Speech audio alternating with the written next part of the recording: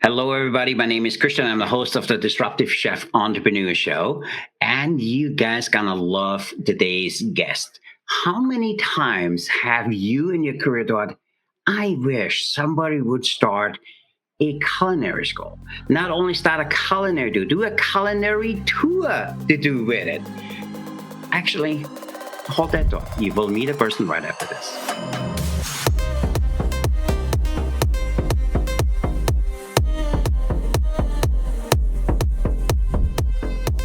Hello again. My name is Christian. I'm the host of the Disruptive Chef Entrepreneur Show, and you guys gonna love today's guest. And if you haven't done so, make sure you like today's episode. Ship it to somebody who you know will benefit from that. And also, I make sure you guys have clicked the notification bell so you guys gonna hear when we have a new podcast. So every Monday we have a new podcast. On a Friday is a rant about me. But enough about me. I want to introduce you guys to an amazing human being which went to the French Culinary Institute, which thought, hey, we need to do something new. We need to create a seasonal farmhouse cooking school. And you know what? We need to create culinary tours to go with it. And as I heard about this person, and we do our ethical stocking, I know you guys know that, I fell in love with everything she does. I fell in love the way she communicates. I fell in love the way she goes about business. And I know you guys gonna love her too. So with that, I want to welcome Miss Tricia Wheeler. How you doing? Thanks for being here today. Good. Thank you for having me, Christian. So no pressure, Miss Tricia. First of all, I love everything about you. So our listeners know I'm a big fan. And they also know we're doing something we call ethical stocking. So we have somebody from my team followed you over the last few weeks, and then they actually presented back to me a 2 pages saying, hey, Christian, she would be perfect for the show. So with that, before we get started, talk to our listeners a little bit who you are, where you calling in from, and how did this whole thing start? Sure. Well, I'm calling in from Columbus, Ohio, and my journey has been a long and winding journey to get to where I am today. And I feel like in my heart, I've always been an entrepreneur since I was a young girl. My first business actually was when I was about 10 years old, outside my father's ice cream shop selling fruit cups. So I had a business in college, and then when I was graduating actually from high school, I told my parents I wanted to go to culinary school, and my parents said, that's a hobby. You have to do something else. So I went to Ohio State, had a degree in national security policy and criminology. So something very different. And I went to work in my first job. And after a year at that job, I called my dad. I said, Dad, I'm going to start my own business. My dad said, what are you going to do, honey? I said, I'm going to do a catering company or a background screening company. And he goes, which one takes less capital? And I was like, the background screening company. And he said, how much money do you have? And I was like, $400. And I thought my dad was going to make me a loan. But instead, he said, do you need any equipment? And I was like, a new computer? And he goes, and I said, Dad, I only have $400. And he goes, that's great, honey. The hungrier you are, the harder you're going to work. So for the next 10 years, I built that first business, that background screening business. I felt like I grew up with it all the time, reading cookbooks at night, entertaining on the weekends. And when the business was acquired, my husband looked at me, he goes, what do you want to do? And we had a 2-year-old daughter. I looked at him and I said, the only thing I've ever wanted to do is go to culinary school. And I'm not even sure what I'll do with it. And he's like, you've got to do it. So I had always wanted to go to the French Culinary Institute, which then later became the International Culinary Institute. And I flew up to New York to take a look at the school. I took one step into their cookbook library and thought, this is my happiest place. And signed up, went to school, moved my mother, my 2-year-old daughter to New York. My husband commuted up on weekends. And I finally went and did the thing I always wanted to do, go to culinary school. And while I was there, I was an untraditional student, a little bit older, married, child. And I just knew how important it was to me. So I put everything I could into it, learned everything I could, asked every question, rose up, ended up graduating number one in my class. But the whole time I was there, I kept thinking, I want to take what I'm learning and teach it to my friends. I Yeah. felt like they had trouble. They had trouble planning, going to the grocery store, planning what they were going to make that week. I always thought our adult life would be full of dinner parties. I was the only one that would throw a dinner party. So I felt like there was a confidence issue. And I was like, I think I could solve this. So that's Mhm. what led me to begin my little cooking school, the Seasoned Farmhouse, where we've been happily teaching home cooks for the last 12 years. I love that. I absolutely love that story. And by the way, backgrounds and culinary Yeah. is the same thing. Okay. I think you Yeah. know that, Stefano. Um, my wife, I always told her the thing. I was like, you know what? As long as you, I'm sorry, didn't kill anybody, you can work in the food service industry, because Yeah, right. the standards are not that high. But so the amazing thing is, even the first time I read about you and followed you on social media, is you are meant to be in food service, by the way, because the Uh, way you talk about food and the way you inspire people to cook and make better meals for themselves, for me, that's a skill. And for me, also, when I hear now the story again on how you got into, I deep down, I know you were meant to be in food service, and having that background business set you up for perfectly to be in the exactly. food Exactly. industry. So Yes. so you went to culinary school. So you finish your school. You bring all of your family to New York. So you're Yes. done. What goes through your mind? Well, when I finished up there, the first thing I actually did was I bought the rights to the magazine Edible Columbus. And if Hmm. you know the Edible series of magazines, they Yeah. tell the story of local foods all Mhm. around the country. And there was not one yet in Ohio. And I picked up the first copy of Edible Manhattan and loved everything. I wanted to like meet this farmer, eat this cheese, go to this cooking store. It really spoke to me about the place and the things that I was interested in. So I remember coming home from culinary school, sitting outside of our local farmers market with my husband and saying, do you think its timing's right for a local food magazine here? And I could start a cooking series with it. And I decided that day to do that. And that's really how it started. I started digging into the stories in my own community, learning about the chefs, learning about Mhm. the farmers, creating recipes, and really kind of catering to those people that were home cooks and looking for the same types of stories and experiences that I was interested in. And I started the my first cooking series with that, and it Mhm. was so much fun. And I would team up with farmers, and I would do something like an heirloom tomato tasting class, and Yeah. we bring in all the farm fresh tomatoes, and we're teaching people how to taste them on a plate with 20 different heirloom tomatoes, Mhm. and they were trying white ones and purple ones and black ones and red ones, and just really having so much fun with that series that I then bought my own place and then expanded the school and the gardens and everything. That's awesome. I absolutely love that story. And I know our listeners will learn a lot from this because they work in a facility. They know they're meant to serve the community in a lot better way than they can working for somebody else. So I Yeah, want to go back. So you finished culinary school. You packed up your yeah. family. You bring them to New York. Bring How them did the home. how did the conversation go with your husband? Where you said, "Okay, I want to build a business around that." So Well, how did you have that conversation, and how did that Um, go? you know, thank you for asking that. My husband, I feel very blessed because I married a supportive man, Mhm. and we've always wanted each other to see our dreams through. Yeah. And he, as my daughter says, "Daddy, build your dreams," because he's in construction and remodeling, and he built the cooking school for me from the ground up. So it was That's very much a amazing. team effort, taking an old dilapidated building and turning it into something so special. And Mhm. so I really think it was both of our efforts.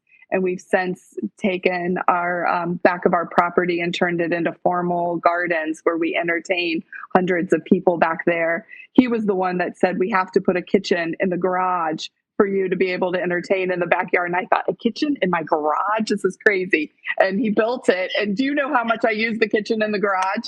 So, I think it started with a good relationship and marrying somebody who was really supportive. I think, and I love that story. And for me, I think it's the reason why a lot of people never start, because they said, I can't uproot my family. I can't do this to my spouse. My spouse is in this job. They love that. I can't have that conversation. And they never start. And for me, that alone, just that you had that conversation and the way you talk about him, and I know as a man, I don't want to do nothing else than making my wife feel good and be happy about Yeah. what she does. So for me, but there's so many spouses which never have that conversation because it's not an easy Yeah. conversation to have. So I love that. So okay, he builds this thing for you. Talk to us Yes. about the very first class you had. How many people did you have? What did he teach? Well, How was it? well, the very first class I had was really illegal because I hadn't got my final permit. And I don't advise this, but this was the history of it 13 years ago. I'd sold the class, thought we'd have the permit, and we didn't yet have the final sign off. So I said to my husband, oh my God, I have these people coming for my first, and it was going to be my French culinary series where I was going to teach people for 30 weeks. And that was part of my beginning was like, are there people out there that wish they could have gone to culinary school, but never got to? And could I graduate these home chefs? And so now I've graduated 200 or 300 home chefs that came to my little 15-person a session, cooked with me for 30 weeks. So that beginning class was one where we didn't have the permit. I said to my husband, what do I do? And he said, you go very quietly, you cook, you take everything out, and we get the permit tomorrow. So that was actually our very first class, where I think you kind of have to bend the rules a little sometimes. And it was harmless of bending the rules, but Okay, that was the if very there's first. anybody from Ohio State or anybody from the health department listening, just ignore the last. Yeah, we'll be okay. We'll be okay. But we put on that series. Yeah, we put on a full schedule, and I put it in the magazine. I put it out on like limited social media at that point. I had an email list, and that's one thing I would say as a business owner. Having your valuable email list, not even just having Instagram or having, Facebook. My email list is what has been the most important aspect of my business. And I have catered to that list in everything I've done, from giving them special things and recipes. And they get the first look at that schedule and we sell our schedule to that list. I love that. And that's actually a very interesting thing you talk about, because I have a lot of friends of mine that said, oh, I do social media, but they don't collect the data coming back.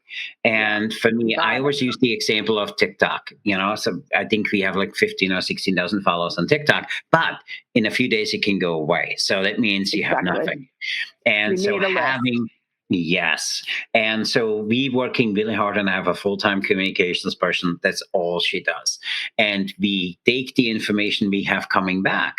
What did they resonate with? What didn't work? How can we tweak it? How can we provide value? And then how often can we ask for something? And I absolutely love that, because I honestly believe if you don't have an email list, you're in trouble. And social media. And I think of those people on that list, they're our community. They are our friends. When I write to them, I call them my friends. They are the people who come to all the classes, who supported us. We've even got to the point now where I explained we're doing the culinary travel side. So now we've created all these classes and experience for our patrons over the years. And then right before COVID, actually, I would always do this back from series. So back from France. And I would recreate a favorite meal. I'd bring back travel tips, pass those out. I'd bring back ingredients that we'd all taste, and I would recreate this favorite meal. And somebody looked at me and said, take us with you. And I was like, take you with me? okay, I could take you with me. And that opened up a whole new wonderful division. But I've gotten to the point with some of the people that travel with us. Now, when they leave me, they say, I love you.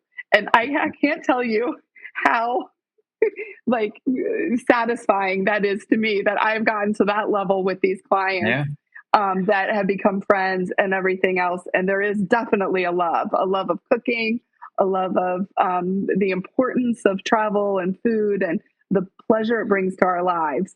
So I Mhm. feel very much it's gotten to a place that I'm very proud of. I love all of that. And for me, it's just confirmation because food is for me the great equalizer. Food doesn't Absolutely. care your background. Food doesn't care how Absolutely. much money you have in the bank. Food does not care. And if you have, and I always say, look at the home.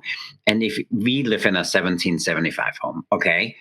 Everything is built around the kitchen. Everywhere you go, you wind up in the kitchen. And there's a reason for that because it is the heart of the home. And that's where relationships are built. That's where, I taught our kids to cook. And for me, that's so important. And I absolutely love what you do. So you have that first class. You're not supposed to, Yes. okay? We Yeah. didn't hear anything about that. You didn't have a license. Okay. Yeah. You It do the was only first one day. thing. Yeah. you, you didn't have a license, so we do the thing. How did you feel after the first date? So I please bring us back because Yeah. there's your husband, which built this place for you. Yeah. You brought him to New York. You brought him back. How was that first evening after the first class? Amazing. Amazing. I knew I was doing exactly what I was meant to do. I felt so proud of our space. I loved it so much. And I felt like people walked in and were so happy. And Mhm. after that 30-week class, and we had all other kinds of class formats. So people cooking with us for one night, cooking with us for a weekend, it was all different kinds of formats. But when they would leave that 30-week class at the end, it was like tears and, you have to do more. And so then it led to all Yeah. these like 15 weeks and 13 weeks and 12-week classes. So sometimes I would cook with people for 60 weeks, and get to really know them and to see their progress from where cooks started at the very beginning to where I could take them. And it was just amazing to me. So I loved the arc of it and seeing I, what could develop. Um, and and for a long time, honestly, it was just me. And because mhm. I was so invigorated about it, I was doing all of our events and I was doing all of our classes. And I kept thinking the right people will come to me. So now we have a team of about 12 chefs that work with me Mhm. and all offer their talents and their specialties and all get complete autonomy to create the kind of classes that they want to teach. But it was slower to build on that side. And so by the Mhm. time I started to find the right people, it was time to like add more to our schedules. So it all kind of I worked out I well. I love that. So I want our listeners to hear because as you talked about just, 3 minutes ago from the first night, you are a different person than when you start out. I Yeah, honestly believe you are meant to do this. yeah, And I yeah, know our listeners are in the same boat. They will get so much value out of listening to you because I know that we have 20, 30,000 listening to this, which I know are meant to do something else. I know they meant to serve the community in a different way. I know they meant to do something else because they can do just so much better. And for us, the reason we call this the Disruptive Chef is because we want to disrupt people's thinking. And the reason we have creative here hmm is because we create in conversation and we create in yeah, food and we create relationships.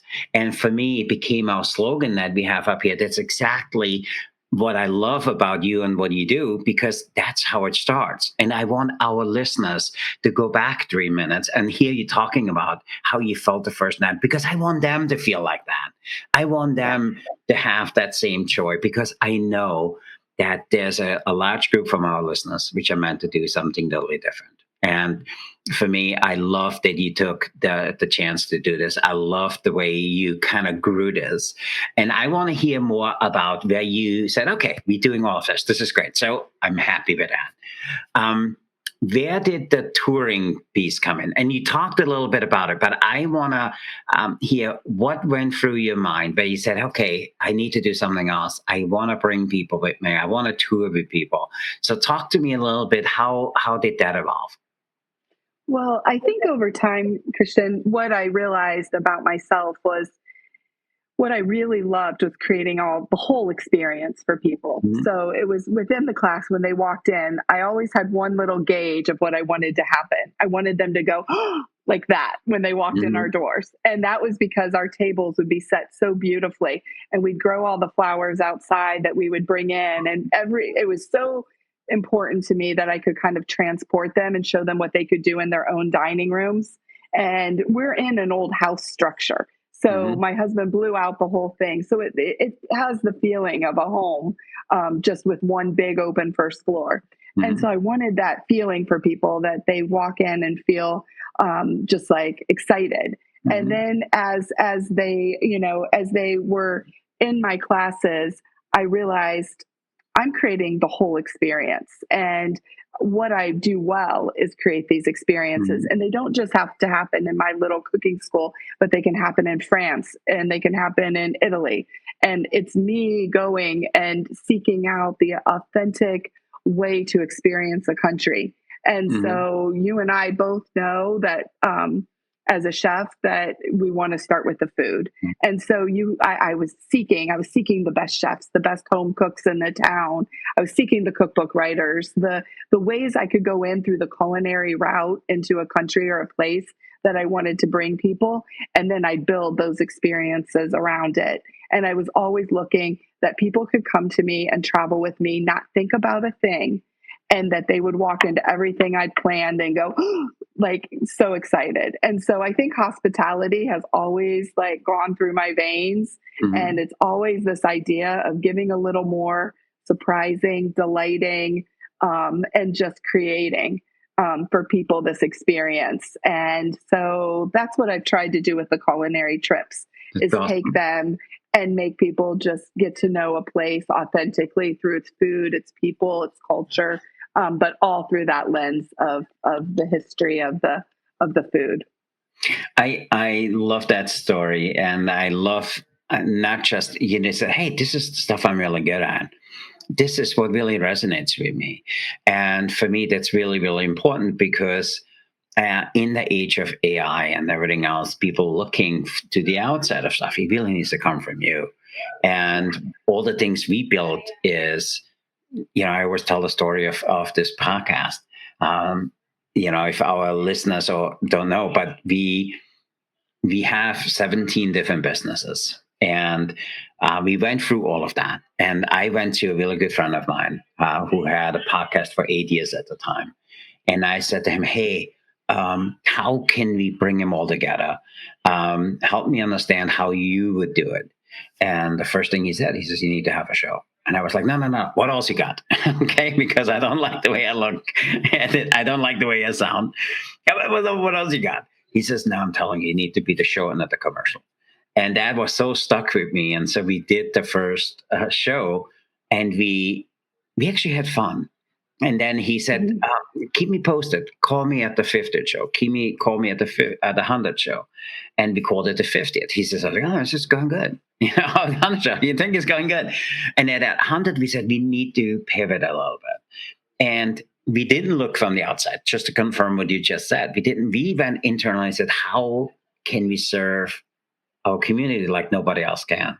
Yeah. And then we started looking what were the episodes which did really well. And we have a really good friend of ours, Chris Cummings. If anybody wants to be a speaker, you need to check him out. He has 7 TEDx talks, and so he was on with us, and he has 64,000 downloads. And so for me, that was the first time I was like, oh, people want to learn. And I never really thought Yeah. about this, Yeah. our education, Yeah. our podcast, that this is a learning format. And then we found that people really wanted to learn. And then we brought different people. We looked. And so for us, it was really the confirmation. We know the people we talk to, there's 80-90% of them are meant to do something totally different. And food is the venue to do that. And food is everywhere. And people vote with their feet. And so for me, I love talking to you about that. And by the way, I can talk to you forever. But I'm more interested about Tricia. So you have all of this stuff going. Yes. Looking forward. So Yes. give us a little bit of an insight on what is Tricia working on, Tricia, for the next 6 months, and what are you working on your business for the next 6 months? Let us look behind the scene and give us a little bit of an insight. What goes on in your mind? How do you want to improve what you have? Where do you want to take this whole thing?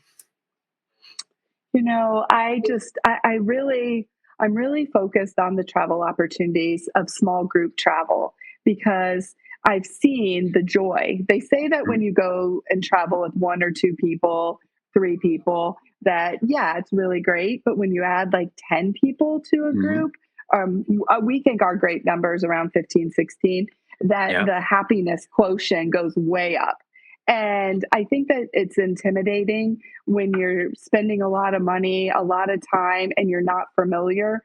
And at the heart of kind of what I really love is to go and plan those experiences for people. Yeah.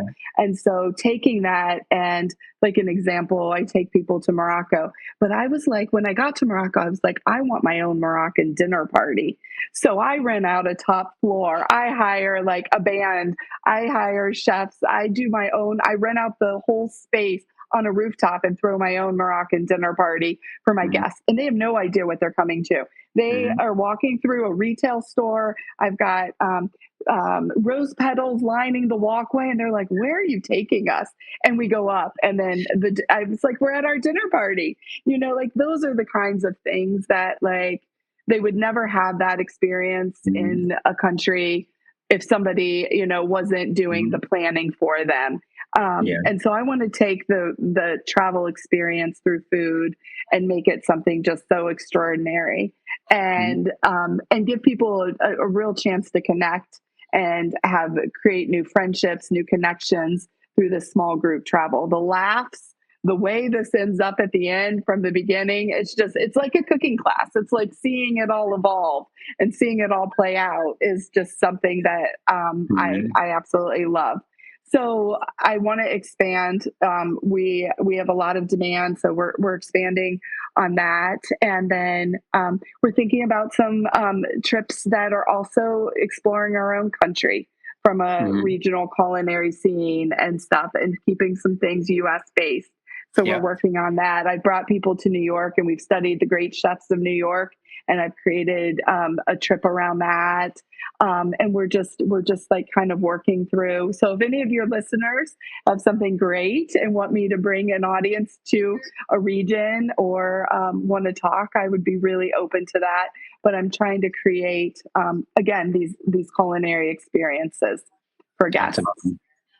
I absolutely love that, and I can talk to you forever, but I really, really appreciate you kind of sharing what you're working on, where you want to take this thing. So if you are up for it, we would like to play something with you called Rapid Fire Question Food Service Edition. Sure. So our listeners get to know a little bit more about you outside of your business. But before we start that, tell us a little bit, how can people get a hold of you? How can they learn more about your business? Okay, so I am at theseasonedfarmhouse.com is the cooking school, theseasonedfarmhouse.com. I'm personally at TriciaWheeler.com, TRICIA is the spelling of my name, TriciaWheeler.com. We're at Instagram at The Seasoned Farmhouse and at Chef Tricia Wheeler. Awesome. Awesome.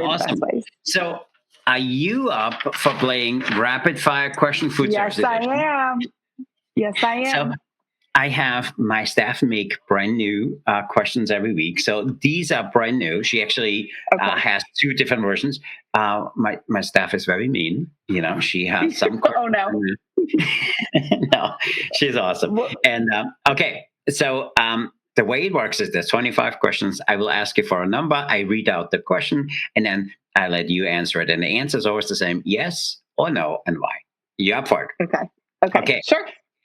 Miss Tricia, give me a number between 1 and 25. We'll go 15. 15. Okay. Should food be served 24/7? No questions asked. Yes or no, and why? Yes, because people are hungry at all hours. Yes. I'm with you. I'm with you. Give me another number between 1 and 25. Let's go. Let's go 21. 21. Should if you could turn lasagna into a sandwich, would you? Yes or no, and why? If I could turn what into a sandwich? Lasagna into a sandwich, would Sandwich. you? Um, I'm not sure. I'm not sure on that one. Can I get a new number? I, I recommend not. That might be a bad idea. Okay, Yes. give me a Yeah. number between 1 and I'll 25. go 19. I'll go 19. 19. Oh. Is it okay to eat dessert before dinner and call it reverse dining? Yes Of or course. no? And Of course. There's always occasions that you start with dessert. Yes. Yes. so listen to your mom. Your mom said food, dessert after you finish the meal. Okay? So dessert Yes. goes Yes. last. Yes. Okay, give me another number between 1 and 25. Let's go 2. 2. Should ramen noodles be legit breakfast food? Yes or no, and why? Yeah. Yes. Yes. There's the Italian nonas like to take their leftover Yes. spaghetti and scramble it with eggs in the morning. Yes, I say thank yes. you. Yes. Thank you. Leftovers I'm with never you. ever waste. Great. Never I ever love waste. that. Give me a number between 1 and 25. 14. 14. Ooh, if it is not spicy enough to make you sweat, is it even good? Mm. Yes or no, and why? I prefer not to sweat with my spice. I prefer it to enhance and to be there and to warm, but not to like make people sweat. So Oh, I would say no. I'm with you. We just had a guest here from India. Oh my God, the food was so good, but it was so hot. It was just Yes. so hot. Yes. Okay. I think you can.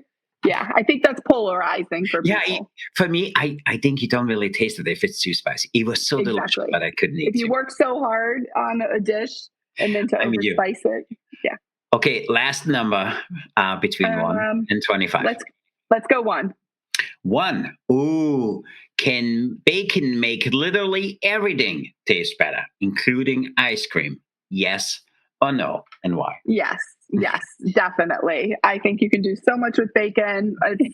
It's everybody's favorite. People just see bacon and they get excited. So I would say that's a yes. Oh my God, I love bacon. I'm not sure on ice cream, but I love that. I think you could make something, a bacon jam with something sweet and turn it into an ice cream. Agreed. Totally agreed.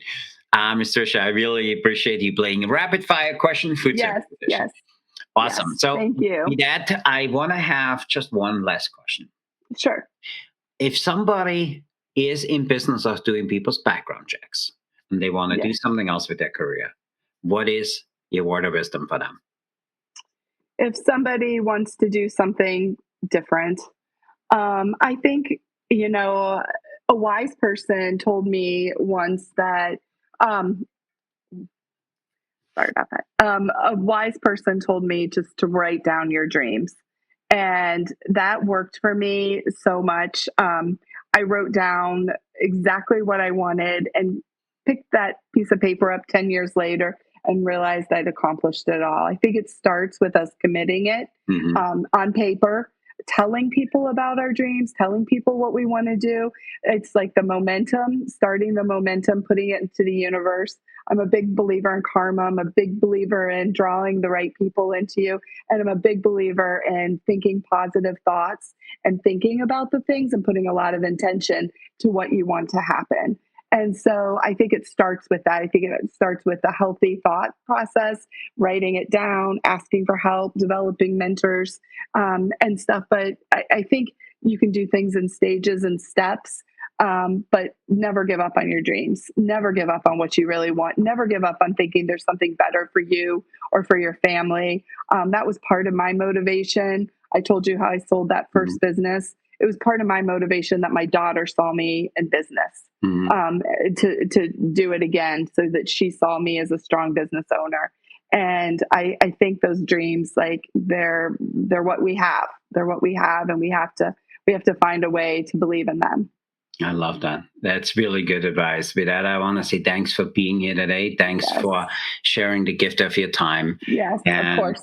I can talk to you forever because I absolutely love everything you do. And I wish you the best of luck with all Thank you. the Thank things you. Thank you for what you do. going on. Yes. So thank you. Yes. And to our listeners, if you haven't done so, make sure you check out today's episode, share with somebody you know can benefit from it. And even if they're not, ship it to them anyway, because there's some really good nuggets we had in today's episode. Until next time, remember to disrupt your kitchen, fire up your career, stay hungry for change. I'm Christian, the Disruptive Chef Entrepreneur host.